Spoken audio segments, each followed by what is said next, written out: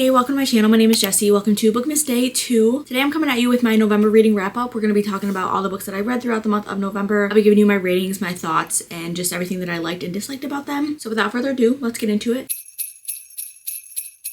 I'm going to start off with a few stats that I usually do in my wrap-ups. So I had a total of 9 books that I read. My average rating was a 3.5 stars, and then I read 4,041 pages. Going right into book number 1, I have Ruthless. This is the second book in the Zodiac Academy series. The series follows our two main characters, Tori and Darcy. It's told in a dual POV, but you also get some other point of views thrown in there from time to time, which is really interesting. But Tori and Darcy are twins, and they grew up living in, I believe, Chicago. They're just regular humans, or so they thought. They weren't raised by their actual parents. They were raised by 2 other people. And all of a sudden, on their 18th birthday, this professor from Zodiac Academy comes and takes them to this other world called Solaria, and he takes them to Zodiac Academy. From then on, they learn that there are actual fae in this world and that they're not human, they're fae as well. And they discover that their parents were actually the king and queen of Solaria. So now Tori and Darcy are heirs to this throne. And there's 4 other guys in Zodiac Academy that are in power right now, and they do not want Tori and Darcy to take the throne. There's a lot of people who don't want them to take the throne, and then there's people who are supporting them. And Tori and Darcy literally are like, okay, we didn't even know that any of this existed. We're not worried about it right now. Like, I don't understand why everybody's coming for us. They just go through learning that magic exists, and they're trying to figure out what they are. They're delving into their powers, and it's very interesting. It's definitely entertainment. It's very chaotic. There is a lot of bullying in this, but it's very entertaining for a fictional book, especially for a fantasy world. Just the way that these characters act, they are so unhinged. It's a mess, but I like it. Everybody was saying that book 2 was a lot better than book 1. I actually didn't like this one better than the first book. I still liked it a lot. I gave it a 3.75 stars. I don't feel like there was as much that happened. There were definitely new things that were popping up, but I'm ready to get into the rest of the world and know more about the history of the world and the heirs to the throne and whatnot. And I just want to see them get into their powers. This is a very long series. I believe it's like 9 books, not counting the novellas. So it will take some time to get to certain things. And these books are pretty long, but I enjoy them very much. And I definitely recommend this series if you're looking just for something that is very entertaining, a little unhinged, a little cringy at times, and just completely unserious. Very, very excited to continue this series. I want book 3 in my hands right now, but I just don't feel like spending money on more books at this moment. So I'm gonna have to put it off for a little bit, but I will get to it eventually. The next book I read was a novel love story by Ashley Poston. This is the first book that I've read from this author, and I really, really love this. I've heard a lot of mixed reviews on this. I've seen a lot of people not enjoy this book as much as they enjoyed her other books, and they weren't saying necessarily good things about it. I think this is a book for readers, especially romance readers, because we have our main character going into her favorite fictional world. This book has magical realism in it, which brings her fictional world to life. She's supposed to be going to this cabin, but she breaks down on the way and ends up in this small town that is a small town in her favorite book series. And she begins to meet those characters in these books in real life. There's also some other guy that she doesn't know who he is. He's not a character in the books, but she feels like he definitely has something to do with the books. So you're going the whole time trying to figure out who he actually is and what part he plays in this book series. It's pretty much just her meeting these characters and learning more about their lives and seeing where their lives are going after their books have ended. And I think it's really interesting. I love the writing in this. There were a lot of quotes in here that are for book lovers, and I really appreciated those. It made me feel seen, and I could relate to this book a lot. Our main character towards the end, she goes for something that she's been dreaming about for a while, and it was just very refreshing to see that and to see her meet her goal. Her goal is my goal, so it was nice to see her actually get to that point. It gave me hope for myself in my own life, but I absolutely adored this book. I gave it a 4.75 stars, which I feel like is still a bit high because there were a lot of things with the explanation on the world that just wasn't happening that I wish we would have gotten. And I know that a lot of people don't like how the romance played out in this book, and I can completely understand that because there was a huge falling off, and there was something that happened towards the end that just completely didn't make sense to me. It was really weird that it was in there. So romance wise, if you're going in this book for specifically that, you're not going to get that at all. I don't think this is necessarily a good romance story, but I like the story itself and our main character's growth and what she had to go through and how she went through it. I recommend going into this as more of a contemporary fiction and not a romance. But those are the only things that I really didn't like about it. Everything else just blew me out of the water, so that's why I gave it such a high rating. Next up, we have my first disappointment of the month. This was The Reign of Rose by Kate Golden. This is the final book in the Sacred Stones trilogy. This trilogy follows this whole world where there's different kingdoms that are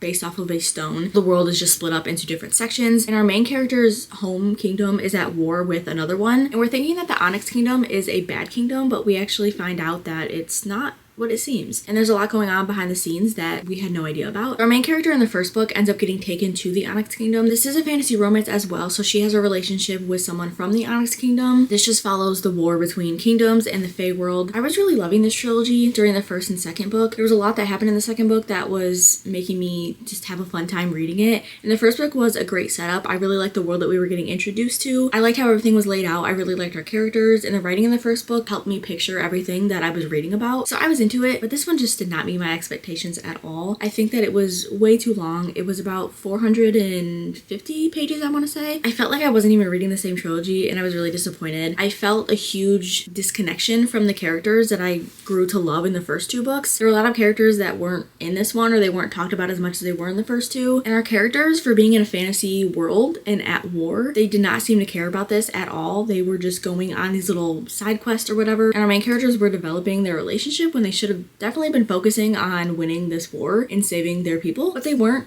And I was very upset with that. So yeah, while I love this world, I just was very disappointed in the way that this plot went and how it wrapped up. We did get a ending that was satisfying, but the path to get there was very all over the place. I gave this one 2 stars, but I'm happy that I liked the first 2 books. Next up, I have Lost and Lassoed by Lilac Sage. This is book 3 in the Rebel Blue Ranch series. This one was my favorite out of the series by far. I love this couple so much. We get introduced to them in the first book. It's Teddy and Gus. And in the first book, you get to see them as enemies. They say that they don't like each other. They bicker with each other a lot, and they just don't want to be around each other, but they are attracted to each other, and we get that in this book. And I just loved how the enemies to lovers was done in this. I think her writing improved in this book a ton. The first 2 books I didn't really love the writing as much, but I was still having fun with them. This one though, I think her writing was a lot better, and I really just like the story that she created and the relationship between these 2 characters. Teddy was one of my favorite characters from the first 2 books. I don't remember too much about Gus in the first ones. I don't feel like I was really focused on him, but I like that we got to know him in this one, and I really like him now. Besides the whole enemies to lovers thing, Teddy recently lost her job and she's looking for something else. And Gus is a single dad, so the mother of his kid, she can't be there during the summer. They have a great relationship. I love the found family in this series. So the mother is a very good person. I really like her a lot, but she can't be there for the summer to take like half custody of her child. So Gus is very overwhelmed because he's running this ranch and he just has a lot to do. But Teddy not having a job, she ends up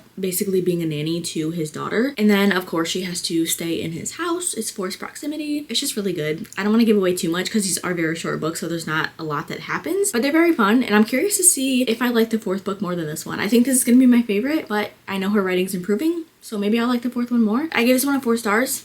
Absolutely loved it. Now I have my other disappointment for the month. I only had 2, so now after this one, we are going to be only talking about good things. This is Crush by Tracy Wolff. This is the 2nd book in the Crave series, and the series is a young adult fantasy romance about this girl who also didn't know that fae existed, or vampires and all these creatures.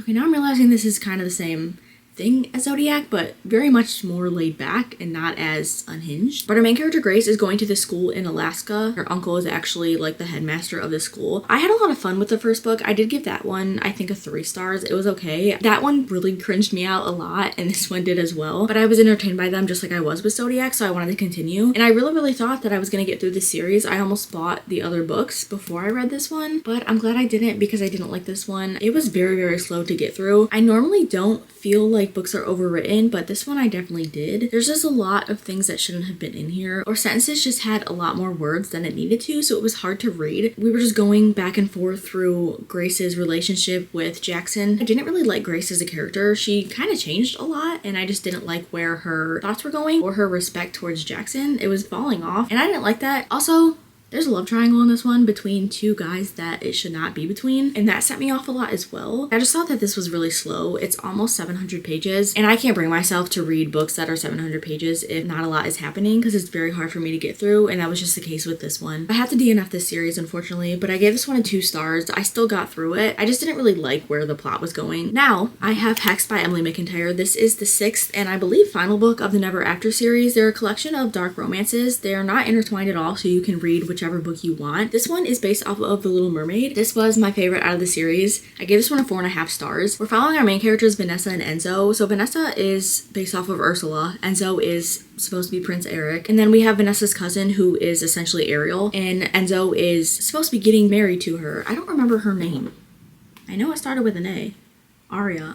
Okay, so Vanessa and Aria's family and Enzo's family are both separate mafia families, and Enzo is supposed to be getting married to Aria to bring their families together like they do in mafias and you know, all that good stuff. Enzo does not like Arya at all though. He's just doing it for his family. Of course, him and Vanessa meet and they are attracted to each other and they want each other so bad they're very down bad for each other. We just see them going behind the scenes trying to get Enzo out of his marriage with Arya, but it's very difficult because their families have a lot at stake, and if someone betrays someone, it's a mafia, so you know what's about to happen, and obviously they don't want anything bad to happen to their families, so they're just really struggling because they know they want to be together. They're just trying to figure out how to do that. But this one had a lot of secrets intertwined. There was a lot of separate plot things that came in that I really enjoyed, and I think it all tied together very well. It was a very fun read, super entertaining, very fast paced. It is the longest book of the series, but I flew through it. I really liked our characters. Vanessa was great. She was a very strong female main character. Her family is very unhinged, so it was interesting to see her go through that and how she came out on top. And I really liked Enzo as well. I really liked them as a couple. They did what they needed to do,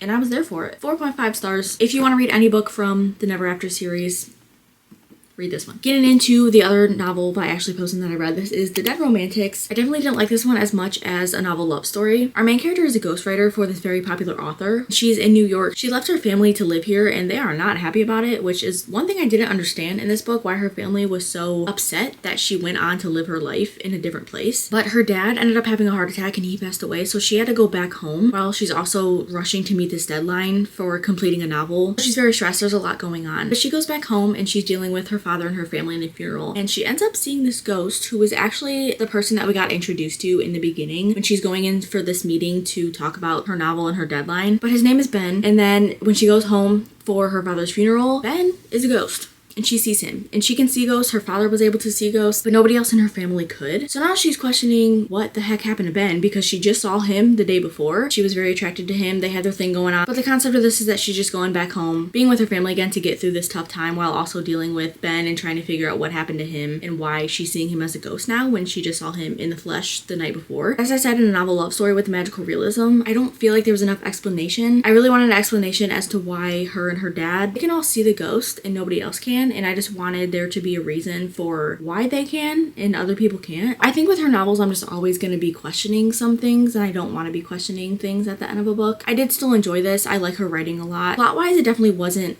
my favorite, so I gave this one 3.5. Would still recommend it, and I'm excited to read more books by her, but just not my fave. And then I read Heartless by Marissa Meyer. This book was on my winter TBR, which you guys will see that video in a couple days. I did not plan to read this so soon. I was gonna push it off, but I was really feeling it and I needed to get into this book ASAP. This is following our main character, Catherine. She's technically the Queen of Hearts. This is an Alice in Wonderland sort of retelling. I've never seen Alice in Wonderland, so I don't know too much about it. I know some of the characters, but I feel like if I watched Alice in Wonderland or if I liked that story, I would have loved this a lot more. Catherine is supposedly getting married to this king. He's ready to propose to her. I couldn't tell if the king was old.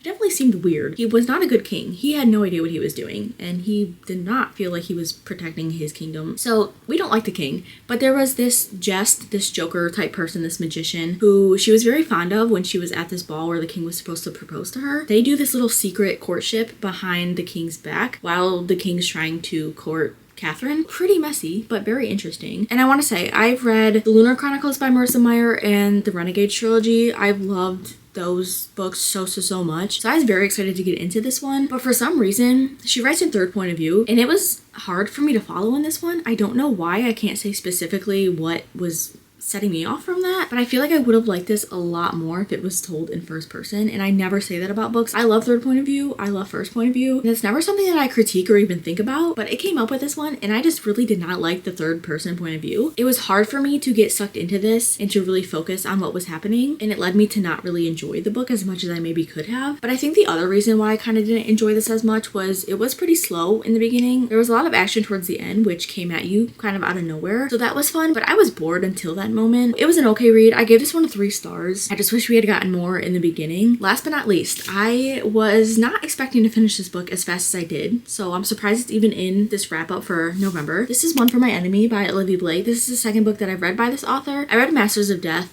I think over the summer, and it was alright. So that book was average for me, and I was putting this off because of that, because I was so afraid that I wasn't gonna like this or this was gonna be hard for me to get through because of the writing. I love this book so much. I sat down. I didn't want to put this book down. I think I read it in 2 days, and I love the writing in this. Compared to Masters of Death, I think this was 10 times better. The plotline was very interesting. We're following 2 separate families. We have a family of women and then a family of men, and they are witches, but this isn't heavily based on witch stuff. It's more based on the rivalry between these 2 families. We're following a lot of people in this book. We have Maria and Dimitri, and they are heirs to their own family. They're both the oldest. And then we also follow Sasha, who is the youngest of the women family, and then we have Roman and Lev. There's 7 sisters on the other side. I'm not going to mention them because we really only follow Maria and Sasha. They each have their flings with one of the guys from the Fedorov family, and it causes a lot of chaos. I would describe this as a witchy mafia type thing. It's not as intense as a mafia story, but it definitely leans towards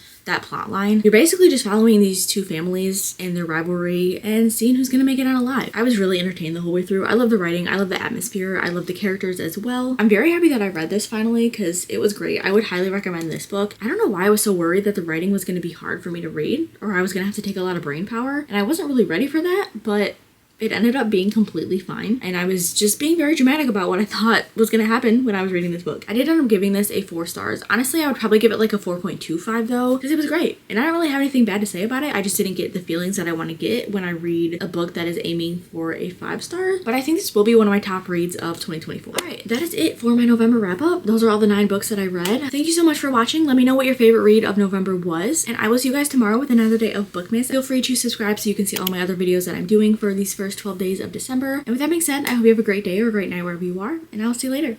Bye.